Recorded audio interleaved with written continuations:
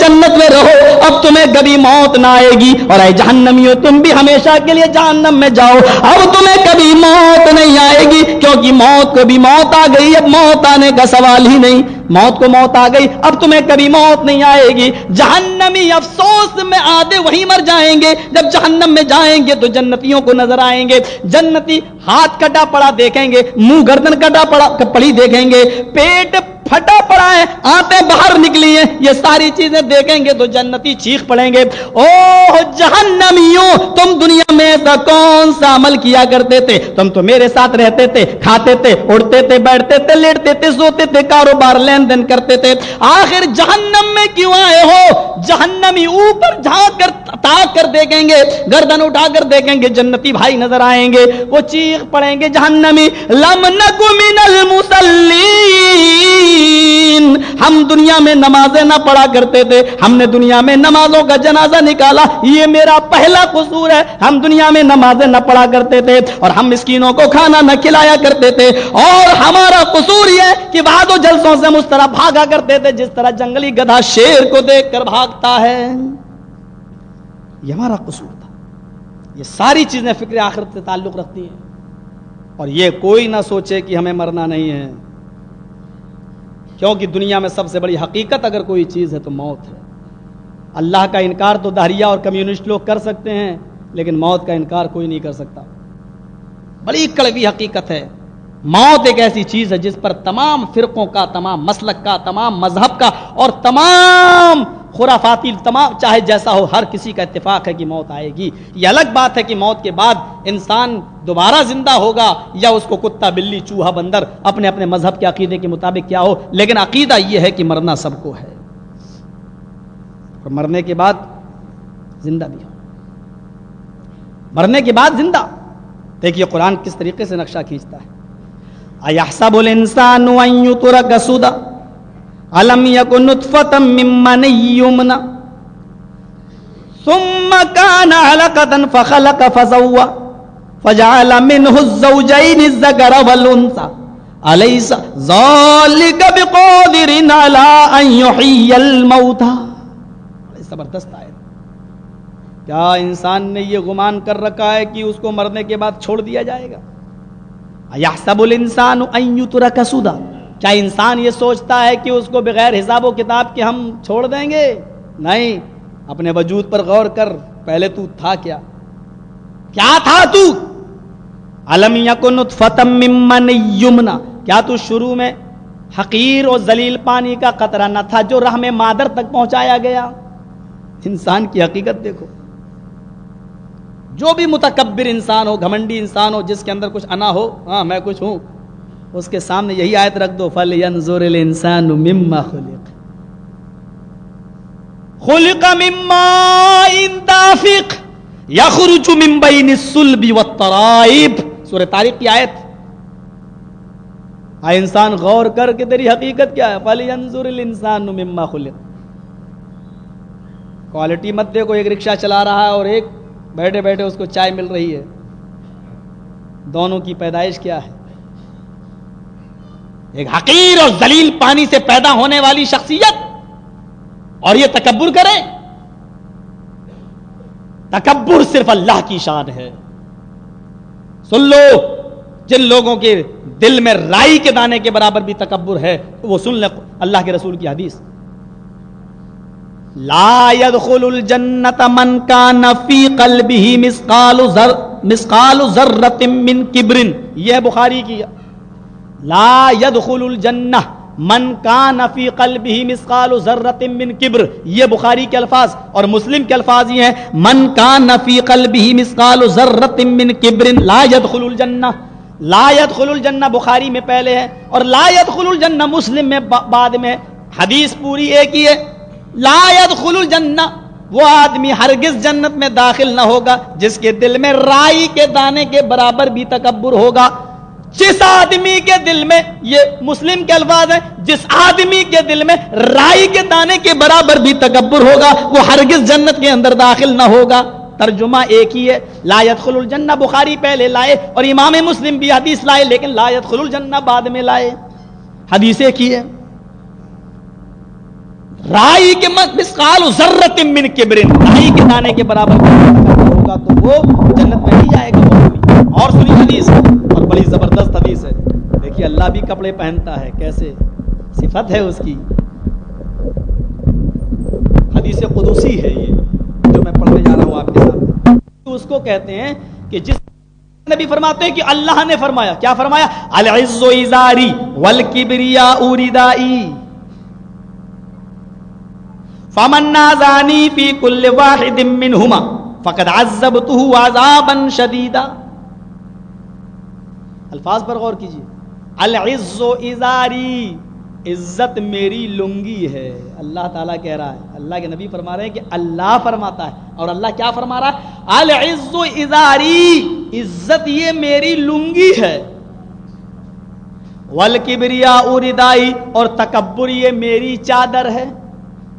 آئے لوگو، دو کپڑے تم پہنتے ہو، ایک اوپر ایک نیچے، اللہ بھی دو کپڑے پہنے ہوئے، عزت یہ اس کی لنگی ہے، تکبر یہ اس کی چادر ہے، یعنی عزت جتانا یہ اللہ کا حق ہے اور تکبر جتانا یہ بھی اللہ کا حق ہے، کیونکہ کبر اور اللہ اکبر، اللہ بڑا ہے اور تکبر بڑے کے لیے ہے۔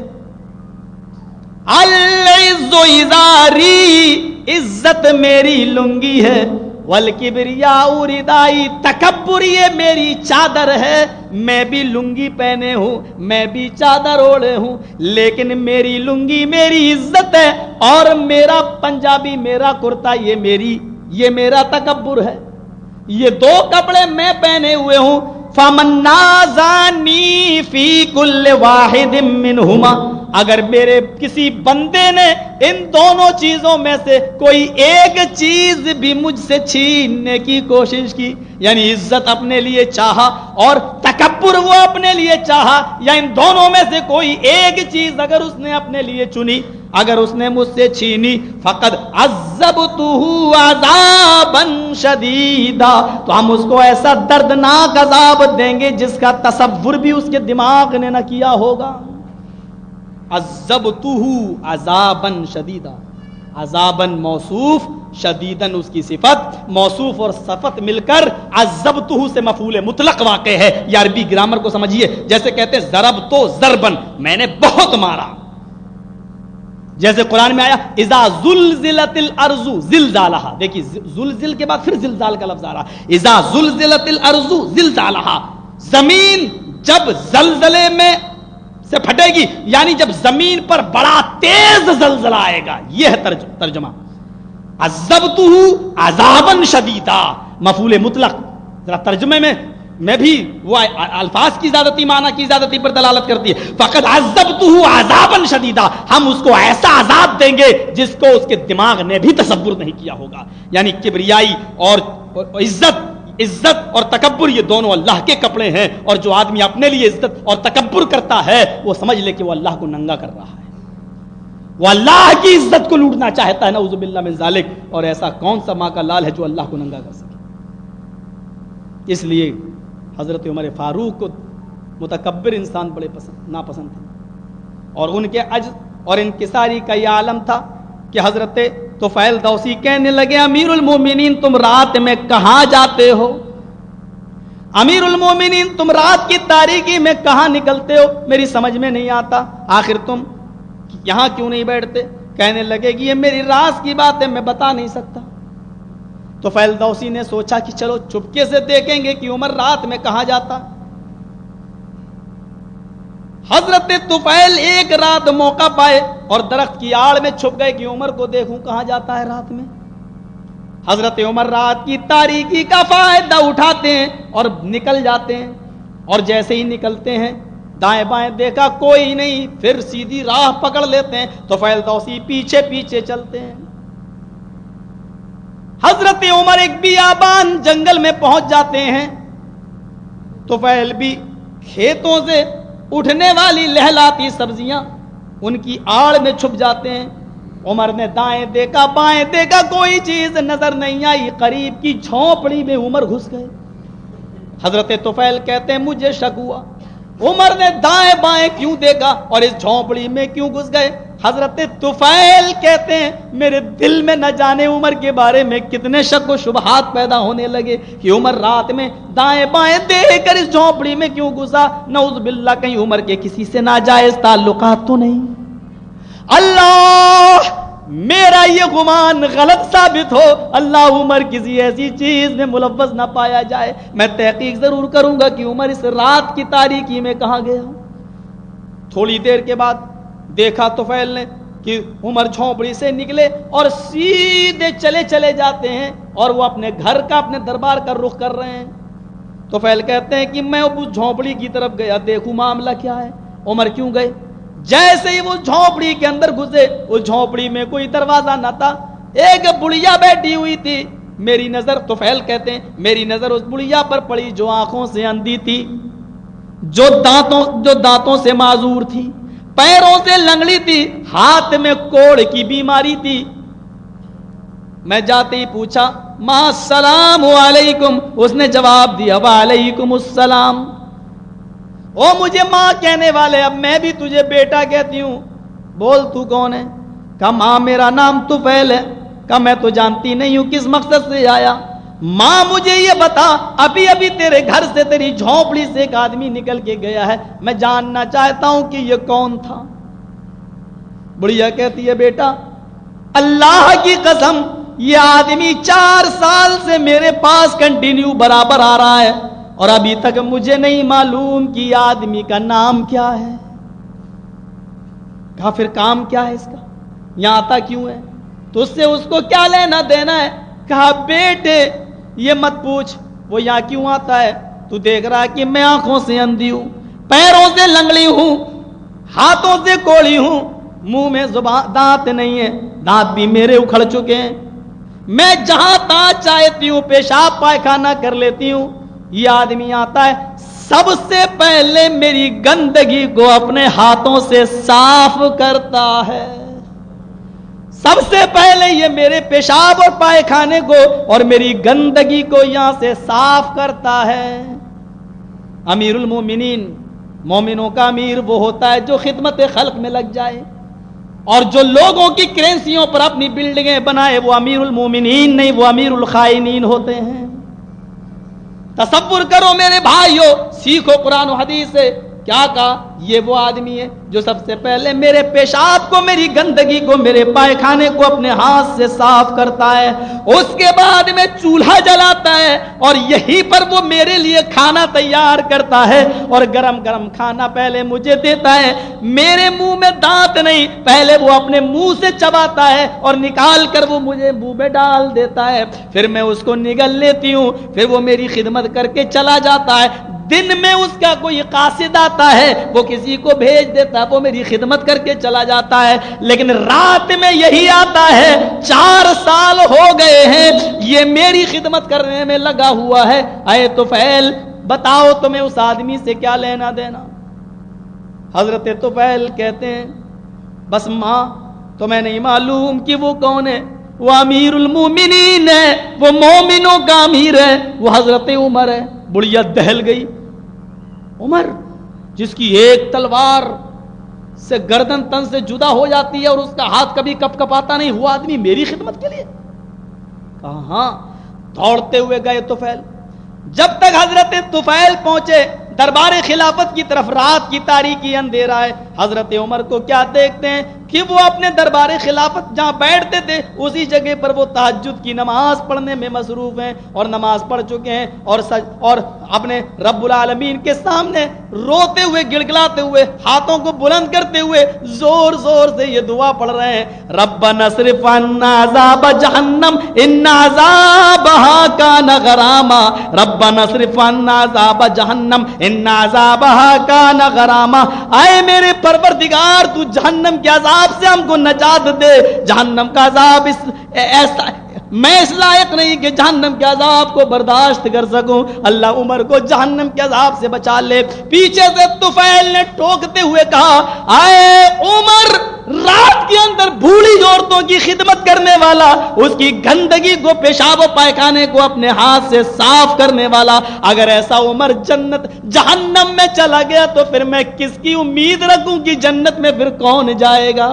میں کس کی امید رکھوں پھر جنت میں کون جائے گا؟ حضرت عمر نے پیچھے مڑ کے دیکھا، ہاتھ بلند ہے، الہ العالمین آج میرا راز فاش ہو گیا، اللہ آج میری نیکی فاش ہو گئی۔ تو اچھی طرح جانتا کہ میرے دل میں کوئی تکبر نہیں ہے، میرے دل میں کوئی غرور نہیں ہے، الہ العالمین میں نے جان بوجھ کر یہ نیکی فاش نہیں کی ہے۔ تو اچھی طریقے سے جانتا ہے یہ میرے اور تیرے درمیان راز کا معاملہ ہے، اس نے چپکے سے جاسوسی کر کے اللہ میرا راز معلوم کر لیا۔ اللہ کہیں اس راز کو، اس بات کو معلوم ہو جانے کے بعد اس کو کبر میں مت جوڑ دینا، اس کو تکبر میں شامل نہ کرنا۔ اللہ مجھے جہنم کے عذاب سے تو نجات عطا فرما۔ آئے تو فیل یہ کیا کیا تم نے؟ اب کسی اور کو نہیں بتاؤ گے؟ کہا ٹھیک ہے، لیکن اے عمر تم کیے کیوں دعا کر رہا ہو کہ جہنم کے عذاب سے نجات دے؟ کیا محمد رسول اللہ نے یہ نہیں کہا عمر فی الجنہ، عمر جنتی ہے؟ کہا ہے، پھر تم یہ دعا کیوں کر رہے ہو؟ کہا اللہ کی قسم میں اللہ سے امید بھی بہت رکھتا ہوں اور اللہ رب العالمین سے میں خوف بھی بہت رکھتا ہوں۔ خوف اتنا ہے کہ اگر آسمان سے کوئی فرشتہ یہ ندا دے کہ اس دنیا کے سارے انسان جنت کے اندر داخل ہوں گے، صرف ایک آدمی جنت میں جائے گا، پوری دنیا جہنمی، صرف ایک آدمی پوری دنیا جنتی، صرف ایک آدمی جہنم میں جائے گا، تو اس وقت عمر کو خوف یہی ہوگا، میں اللہ سے ڈروں گا بھی اتنا، اور خوف کی وجہ سے میں یہی سمجھوں گا وہ ایک آدمی جہنمی ہے، شاید وہ عمر ہی ہو کوئی اور نہیں۔ لیکن رب سے امید بھی اتنی ہے میری کہ اگر کوئی فرشتہ یہ کہے کہ سب جہنمی، ایک آدمی پوری دنیا میں ہے جو جنت میں جائے گا، تو میں رب سے یہ امید لگاؤں گا کہ شاید وہ جنتی میں ہی ہوں۔ یعنی اللہ سے ڈرتا بھی بہت ہوں اور امید بھی بہت رکھتا ہوں، اور یہی مومن کی شان ہونی چاہیے، ڈر بھی ہونا چاہیے۔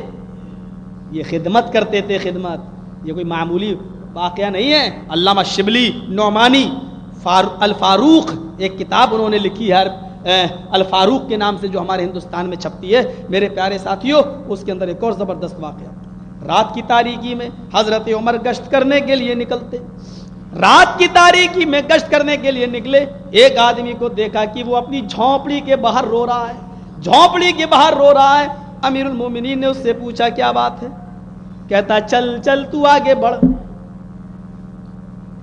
امیر المومنین سمجھ گئے بہت پریشان ہے یہ آدمی، اس کے پاس بیٹھ گئے، اس کو تسلی دینے لگے۔ وہ کہتا ہے آیا آدمی میں تجھے جانتا نہیں، چل چل یہاں سے، تو کیا جانے کہ میرے اوپر کون سی بجلی گری ہے، تو جا آگے۔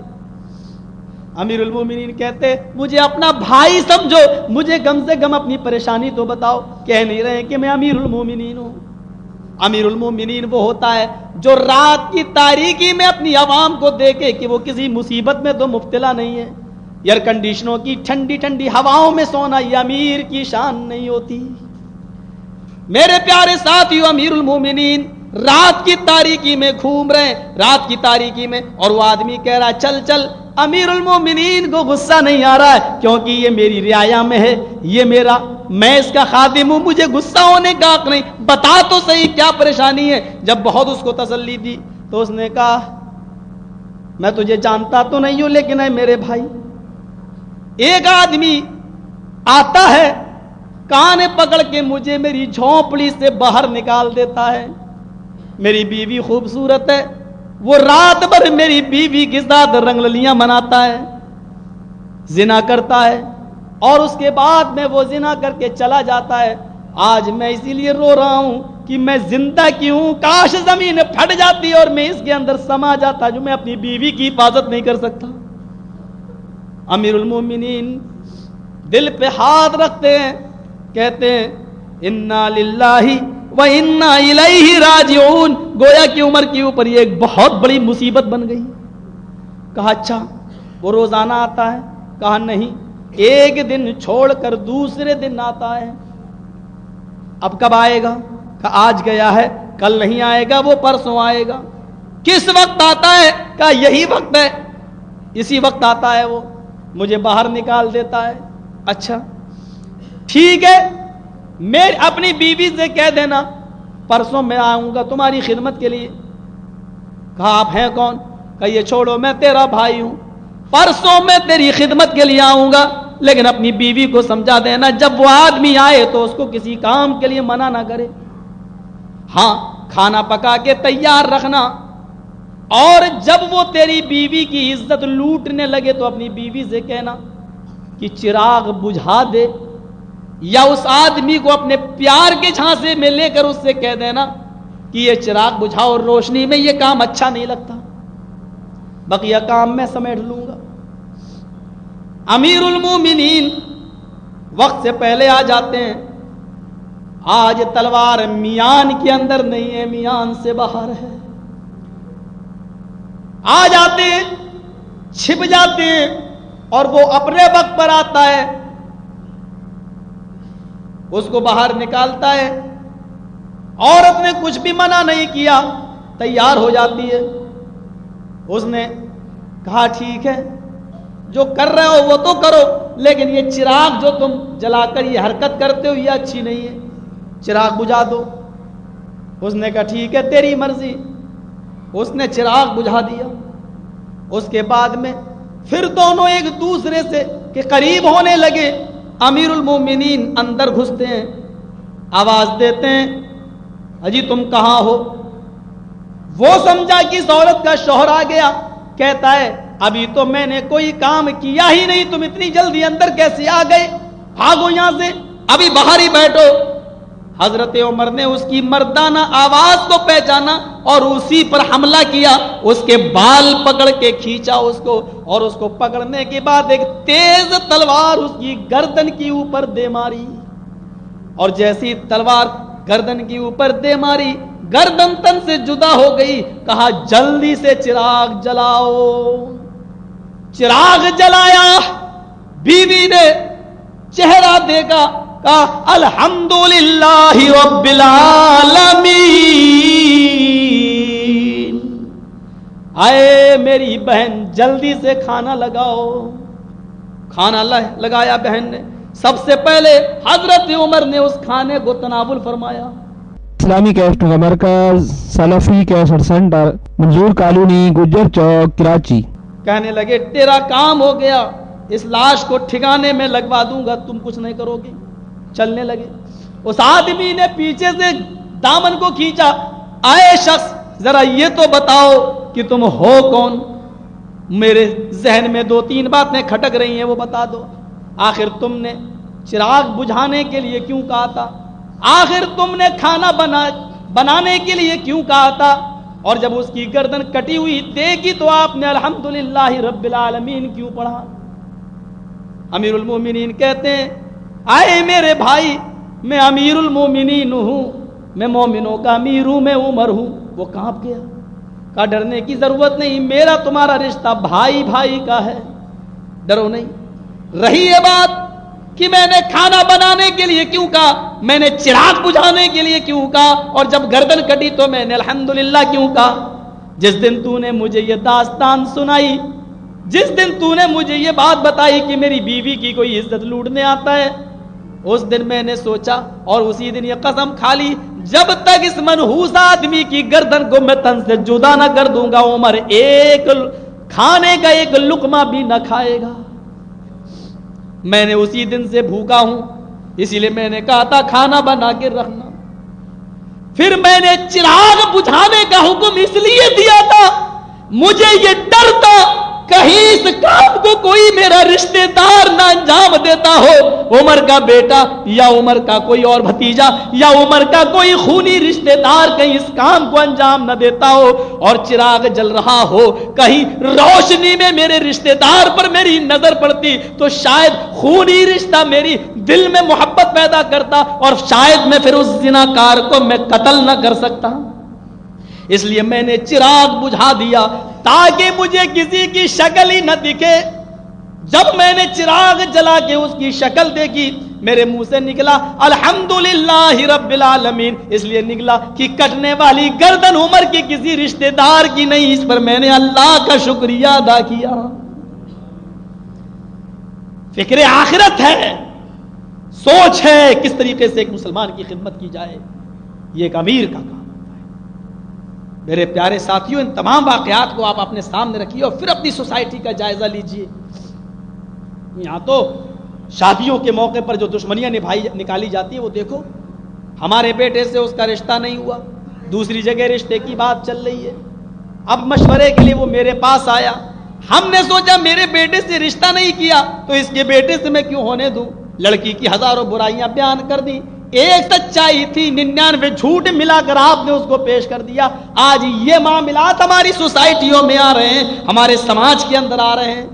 ایک دن ہمیں مرنا ہے، اس دنیا سے جانا ہے، موت سے کسی کو چھٹکارا نہیں۔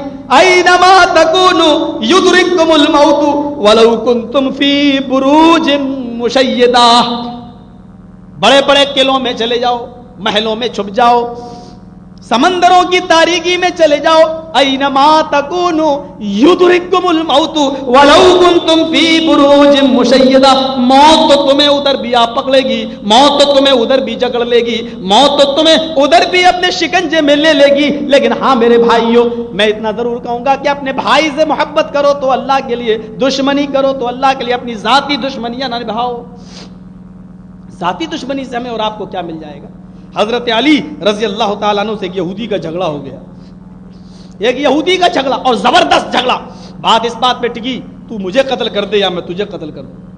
معاملہ اتنا بڑا کہ حضرت علی یہودی کے پیٹھ پر سوار ہو گئے اور اس کی گردن کو پکڑ لیا اور اس کو دبانے لگے، بالکل وہ آدمی چت لیٹا ہوا تھا، اس کے پیٹ پر حضرت علی چڑھے ہوئے ہیں اور اس پر غالب آ گئے اور اس کے گلے کو دبانے والے ہیں۔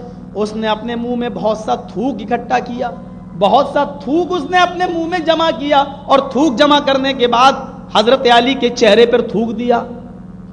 جو تھوکا حضرت علی کے چہرے پر، حضرت علی کو اور زیادہ غصہ آ گیا، دبا نہیں والے تھے، یک بیگ چھوڑ دیا، کھڑے ہو گئے، یا یہودی جا جا میں نے تجھے چھوڑ دیا۔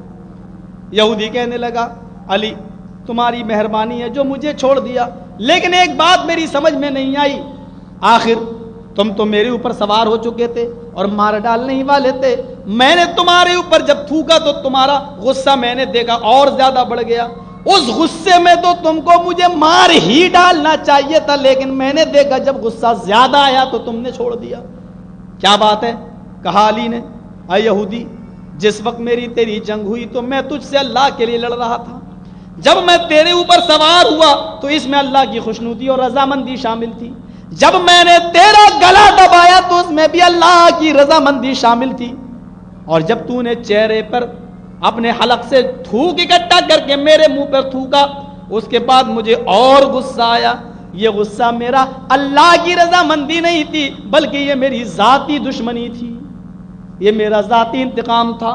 یہ تیرے تھوکنے کے بعد جو غصہ آیا یہ اللہ کے لیے نہیں تھا، اگر اس غصے میں مارا جاتا تو مجھے کوئی ثواب نہ ملتا، میں نے اپنا ذاتی انتقام نہ لیا، ذاتی بدلہ میں نے معاف کر دیا، جا میں نے تجھے چھوڑ دیا۔ یہودی کہنے لگا جو اپنے رب کے لیے لڑتا ہو اس آدمی سے اچھا کون ہو سکتا ہے، اور جو اپنا ذاتی انتقام قاتل کو قتل کرنے کے بجائے معاف کر رہا ہو اس سے اچھا مذہب کس کا ہو سکتا ہے؟ وہ یہودی وہیں سے چیخ پڑا، اشہد ان لا الہ الا اللہ واشہد ان محمدا عبدہ ورسولہ، کلمہ پڑھ لیا۔ امیر المومنین کے ایک نہیں 50 واقعات اس قسم کے ملتے ہیں۔ میرے پیارے ساتھیوں ذرا تصور کرو، ممبر پر کھڑا ہے، ممبر پر حضرت عمر فاروق کھڑے ہیں اور اذان ہو رہی ہے، اذان کے بعد جیسے ہی ممبر پر کھڑے ہو کر کہتے ہیں ان الحمد للہ نحمدہ ونستعینہ ونستغفرہ اما بعد فإن خیر الحدیث کتاب اللہ، ایک نوجوان کھڑا ہوتا ہے کہتا ہے عمر تیرے جسم پر یہ نیا کرتا جو آیا ہے کہاں سے آیا، پہلے حساب دے، تیرے جسم پر یہ نیا کرتا جو آیا ہے یہ کہاں سے آیا ہے، ذرا اس کا حساب دے، ورنہ خطبہ دینے کا تجھے حق نہیں۔ ایک معمولی آدمی اور یہ جانتا ہے کہ عمر فاروق کی ایک تلوار سے میری گردن کہاں گرے گی، جانتا ہے، جانتا، اس کے باوجود کہہ رہا ہے عمر پہلے حساب دے کہ یہ نیا کرتا تیرے پاس کہاں سے آیا۔ حضرت عمر فاروق نے کہا اس کی صفائی میں نہیں میرا بیٹا دے گا. عبداللہ کھڑے ہو جاؤ, عبداللہ کھڑے ہو جاؤ, بتاؤ یہ نیا کرتا کہاں سے آیا؟ حضرت عبداللہ ابن عمر کہنے لگے بیت المال سے سب کو ایک ایک چادر ملی تھی, میرے باپ کو بھی ایک چادر ملی تھی, میرے باپ نے اسی چادر کا کرتا بنا لیا. آئے مخاطب, اب تو اجازت دیتا ہے مجھے خطبہ دینے کی, میرے بیٹے نے تجھے سمجھا دیا ایک ایک چادر سب کو ملی تھی, میرے باپ کو بھی ملی تھی, یعنی مجھے بھی اسی چادر کا میں نے کرتا بنا لیا. کہنے لگا نوجوان بالکل نہیں, ابھی اجازت نہیں ہے خطبہ دینے کی. ایک بات بتاؤ عمر, ایک چادر مجھے بھی تو ملی تھی, میرے ایک چادر میں کرتا نہیں بنا, تو سب سے زیادہ لمبا تڑنگا ہے, سب بیٹھ جائیں تو سب کھڑے ہو جائیں تم بیٹھ جاؤ تو ایسا لگتا ہے کہ تم بھی کھڑے ہو. اتنے موٹے تازے اور اتنے اچھے پرسنالٹی کے مالک جب مجھ جیسے پتلے دبلے لڑکے کا کرتا نہ بنا تو آپ کا ایک چادر میں کرتا کیسے بن گیا؟ آئے عبداللہ صفائی دو. عبداللہ نے کہا مجھے بھی تو ایک چادر بیت المال سے ملی تھی, میں نے اپنی چادر بھی اپنے باپ کو دے دی, میرے باپ نے اپنی اور میری دونوں چادروں کو ملا کر کرتا بنا لیا, کیونکہ میرے باپ جو قمیض پہنتے تھے اس میں 12 پیوند لگے ہوئے تھے, میں نے اپنی چادر بھی اپنے باپ کو دے دی, دونوں کو ملا کر میرے باپ نے قمیض بنا لی. آئے نوجوان اب بتا, کہنے لگا امیر المومنین معاف کیجئے مجھے حساب مل گیا, اب آپ خطبہ دے سکتے ہو. تب حضرت عمر فاروق نے خطبہ دینا شروع کیا. کتنا محتاط طریقہ تھا, اور ایک معمولی آدمی بھی حساب و کتاب لینے کا ذمہ دار تھا. اس حدیث کو دیکھو جب حضرت عمر فاروق کے سامنے آئی تھی نبی اکرم کی کہ آیت المنافق ثلاث اذا حدث کذب واذا وعد اخلف واذا اؤتمن خان. وعدہ خلافی کرنے والا بھی مومن نہیں منافق. اس واقعے کو ذرا اٹھاؤ کہ ہرمز یا ہرمزان پکڑ کے لایا گیا, امیر المومنین نے کہا جمعے کے دن اس کی گردن کاٹ ڈالی جائے گی کیونکہ یہ مومنوں کا مسلمانوں کا قاتل ہے. ہرمزان کو میدان مقتل میں لایا گیا. آئے ہرمزان بتا تیری آخری تمنا کیا ہے, بتا تیری آخری آرزو کیا ہے, بتا تیری آخری خواہش کیا ہے. ہرمزان کہنے لگا عمر اپنے جلاد کو حکم دے کہ وہ میری گردن پہ تلوار چلا دیں, میری آخری تمنا تو پوری نہیں کر پائے گا. ارے بتا تو صحیح کہ تیری آخری تمنا کیا ہے. کہا عمر تو پوری نہیں کر سکتا, جلدی تلوار میری گردن پہ چلوا دے. کہا اگر پوری کرنے کی ہوگی تو ضرور کروں گا, اگر وہ جائز ہوگی تو میں پوری کروں گا. آئے عمر تو میری جائز تمنا بھی پوری نہیں کر سکتا.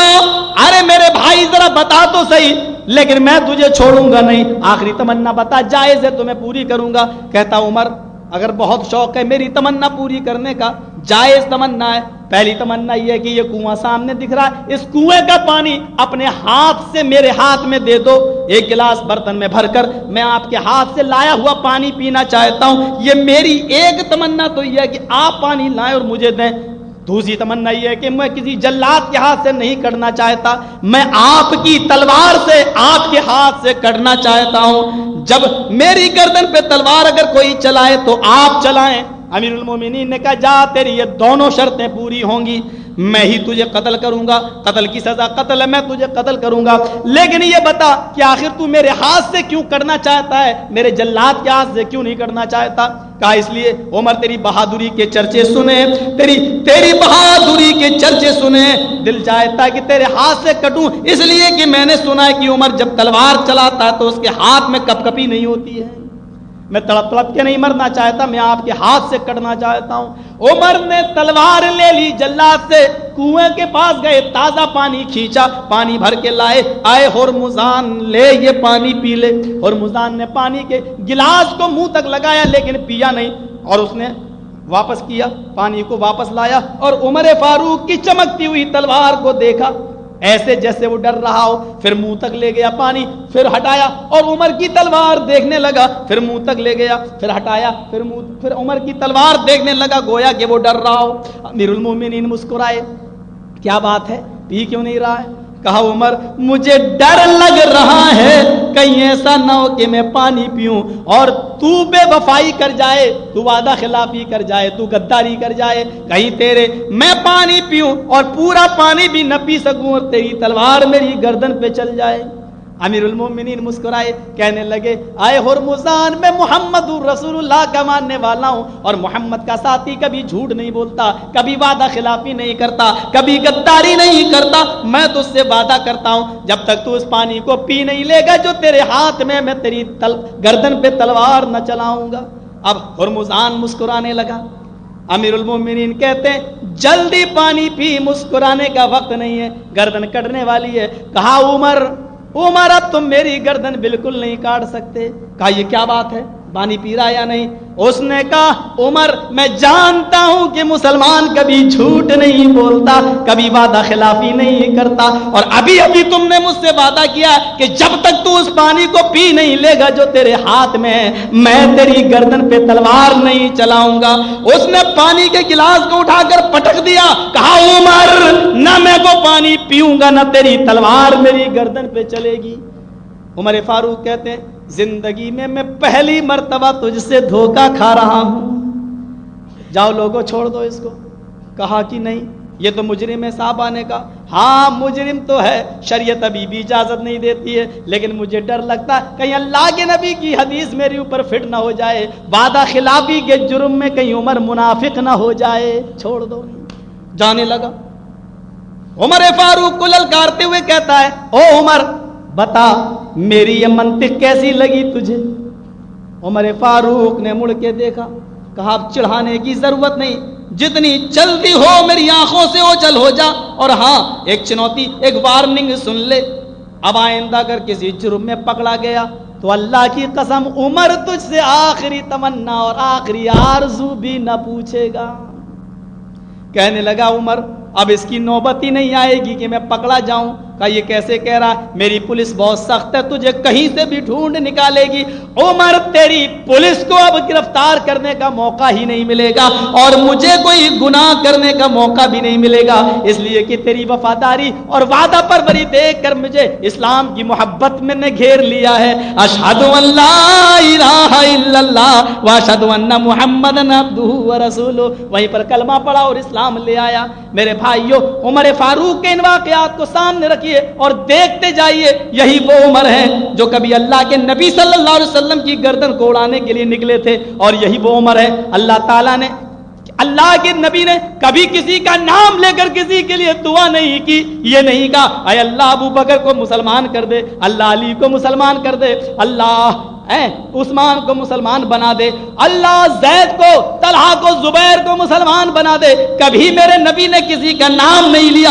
عمر کی فضیلت کے لیے اتنا ہی کافی ہے کہ اللہ کے نبی نے عمر کی حالت کفر میں ہوتے ہوئے اللہ کے سامنے دامن پھیلا کر کہا تھا اللہم اید الاسلام بعمر بن الخطاب، اے اللہ تو عمر کو مسلمان کر کے اسلام کو مضبوط بنا دے، اللہ تو عمر کو مسلمان کر کے اسلام کو مضبوط بنا دے۔ عمر کی حالت کفر میں تھے اور نبی ان کے لیے دعا کر رہے تھے، عمر یا ابو جہل میں سے کسی ایک کو اسلام کا کلمہ پڑھوا دے اور ان کو اسلام کو مضبوط بنا دے۔ لیکن یہ اسلام کی دعوت اور اسلام کی نعمت یہ ابو جہل کی نہیں، عمر فاروق کی قسمت میں لکھی تھی۔ یہ وہی عمر ہیں جنہوں نے تلوار لی اور کہا، ہاں کیا کہا تھا معلوم ہے آپ کو وہ جملہ؟ ابو جہل نے کہا تھا عمر 39 آدمی مسلمان ہو چکے ہیں، کیا کر رہے ہو تم؟ حضرت عمر نے تلوار نکالی، کہا ابو جہل کتنے مسلمان ہو گئے؟ کہا 39 آدمی۔ کہا عمر مجھے لات و عزا کی قسم ہے ابو جہل اب 40واں مسلمان نہیں ہونے دوں گا۔ کیا کہا تھا عمر نے؟ اب 40واں نہیں ہونے دوں گا۔ نکل گئے کہ آج رسول ہی کی گردن کاٹ ڈالیں گے۔ یہ وہ عمر ہے۔ ہمارے یہاں کیا کہتے ہیں لوگ اس منظر پر، ہمارے علاقے میں آئیے آپ، کہتے ہیں دیکھیے عمر نے کیا کہا تھا، 39 ہو چکے ہیں اب 40واں نہیں ہونے دوں گا۔ آج ہمارے وہابی لوگ بھی کہتے ہیں 40واں نہیں ہونے دوں گا۔ بڑے عجیب معاملے، ایک چیز پر ہمارے یہاں بحث ہوتی ہے۔ عمر نے کہا تھا 39 ہو چکے ہیں 40واں نہیں ہونے دوں گا، آج وہابی بھی کہتے ہیں 40واں نہیں ہونے دوں گا۔ جب عمر نے کہا تھا 40واں نہیں ہونے دوں گا تو وہ کافر تھا، اور وہابی بھی کہتے ہیں 40واں نہیں ہونے دوں گا، تو یہ کون ہوئے؟ یہ بھی کافر ہوئے۔ اس طریقے کی ویسے ہوتی ہیں ہمارے یہاں، اس طریقے کی۔ اب بتائیے اس میں 40 کا لفظ موجود ہے کہ 40واں، یعنی 40 عربی میں، یہ بیچارے اس کو اردو میں لاتے ہیں کہ 40واں۔ انہوں نے ہی کہا تھا 40واں آدمی میں مسلمان نہیں ہونے دوں گا، لیکن ان کی جرأت دیکھو، ان کی بہادری دیکھو۔ جب وہ اللہ کے گئے تھے نبی کی گردن کاٹنے، پورا واقعہ آپ کے سامنے آیا ہوگا، میں اس کو دہرانا نہیں چاہتا ہوں۔ بالآخر وہ اپنی بہن کے ساتھ آئے، تیار ہو گئے ایمان لانے کے لیے، اور جب دروازہ کھٹکھٹایا تو سب سے پہلے نبی اکرم ہی نے ان کا گریبان پکڑا۔ الم یعن للذین آمنوا ان تخشع قلوبهم لذکر اللہ۔ عمر، کیا ابھی وہ وقت نہیں آیا کہ اللہ کا نام سنتے ہی دل لرز جائے؟ حضرت عمر نے کہا ہاں وہ وقت آ گیا اور میں ایمان لانے کے لیے آیا ہوں۔ کہا کیا کہا؟ پرسوں تو میں نے دعا کی تھی اور آج قبول؟ کہا میں ایمان لانے آیا ہوں، اشہد ان لا الہ الا اللہ واشہد ان محمد عبدہ ورسولہ۔ جیسے ہی یہ کلمہ عمر نے پڑھا، مسلمان چیخ اٹھے اللہ اکبر۔ یہ گھر تھا اور سب سے پہلا اللہ اکبر کا نعرہ، تکبیر جو بلند ہوا ہے اسلام کی تاریخ میں، وہ حضرت عمر فاروق کے اسلام لانے کے بعد ہوا ہے۔ حضرت عمر سے پہلے کبھی اللہ اکبر کا کلمہ کھلے عام اتنی زور سے نہیں پڑھا گیا۔ سب سے پہلے نعرے تکبیر جو بلند ہوا ہے اللہ اکبر کا نعرہ، وہ حضرت عمر فاروق کے اسلام لانے کے بعد۔ کہا عمر، تیرے اسلام لانے سے مجھے اتنی خوشی ہوئی کہ دل چاہتا ہے کہ آج تو جو مانگے میں رب سے دعا کر کے وہ ساری چیز تجھے دے دوں، بتا تیری آخری آرزو کیا ہے؟ عمر کہتے ہیں اللہ کے رسول، جب میں کافر تھا تو میری تمنا یہ تھی کہ میرے پاس 100 اونٹنیاں ہو جائیں اور روزانہ میں ایک اونٹنی کا دودھ پیوں اور موٹا ہو جاؤں، تندرست ہو جاؤں اور محمد کی گردن قلم تن سے جدا کر دوں۔ یہ میری تمنا تھی۔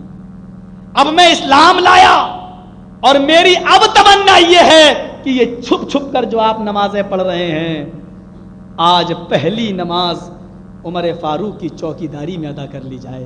چلیے 39 آدمیوں کو لے کر آپ مصلی امامت پہ کھڑے ہوں خانہ کعبہ میں، 39 آدمی آپ کے پیچھے نماز پڑھیں اور عمر خانہ کعبہ پر کے دروازے پر تلوار لے کر کھڑا رہے، اور دیکھتا ہوں کہ کس نے اپنی ماں کا کتنا دودھ پیا ہے جو آج آپ کو نماز پڑھنے سے روک دے۔ اسلام لاتے ہی یہ اسپرٹ پیدا ہو جاتی ہے، یہ قوت پیدا ہو جاتی ہے۔ ہم تو بنے بنائے مسلمان ہیں، پھر ہمارے اندر وہ اسپرٹ کہاں چلی گئی، وہ چیز کہاں نکل گئی؟ آخرت کا تصور اگر ہمیں اور آپ کو کرنا ہے تو یہ ساری چیزیں ہمیں اپنے اندر پیدا کرنا ہوں گی۔ خدمت خلق کا جذبہ ہمیں اپنے اندر پیدا کرنا ہوگا۔ خود نبی اکرم صلی اللہ علیہ وسلم کا یہ حال تھا اور آپ کے اخلاق اس قسم کے تھے۔ نبی اکرم صلی اللہ علیہ وسلم کے گئے جنگل میں، لکڑیاں، آپ اپنی بھیڑ بکریاں چرا رہے ہیں، ایک بڑھیا لکڑیاں اکٹھی کر رہی ہے، لکڑیاں اکٹھی کر چکی، کہنے لگی بیٹا ادھر آؤ۔ اللہ کے نبی اس کے پاس گئے، کہا بیٹا یہ اٹھ نہیں رہی ہے، میرے سر پہ رکھ دے۔ اللہ کے نبی نے اٹھا کر اس کے سر پہ رکھا، وہ بڑھیا دب گئی۔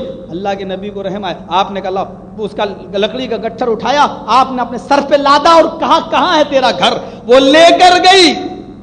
جب اس کے گھر میں گھستے ہیں اللہ کے نبی اور گٹھری کو رکھ دیتے ہیں، اس کے بعد چلنے لگتے ہیں۔ کہنے لگی وہ بڑھیا، کیا کہتی ہے؟ اے بیٹا میں تیرا نام تو جانتی نہیں، اس بکری کا دودھ پی لے، تو بھوکا ہے، صبح سے جنگل میں تھا۔ کہ ماں نہیں، میں چلنے لگا، سچ بتا ماں میں نے تیرے اوپر کون سا جادو کیا ہے؟ اندر گئی، روئی لے کے آئی، کہتی ہے اے بیٹا یہ روئی لے لے اور اپنے کانوں میں لگا لے، سنا ہے کہ مکے میں محمد نام کا کوئی جادوگر پیدا ہوا ہے۔